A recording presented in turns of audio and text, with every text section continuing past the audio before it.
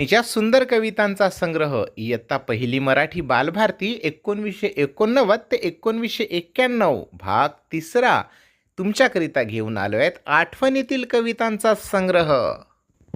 चित्र बघून आठवलं मित्र हो गिरकीचे गाणे. गरगर घिरकी घेऊया, फेर धरुनी नाचूया, आम्ही मुली साजऱ्या, नाही मुडी लाजऱ्या.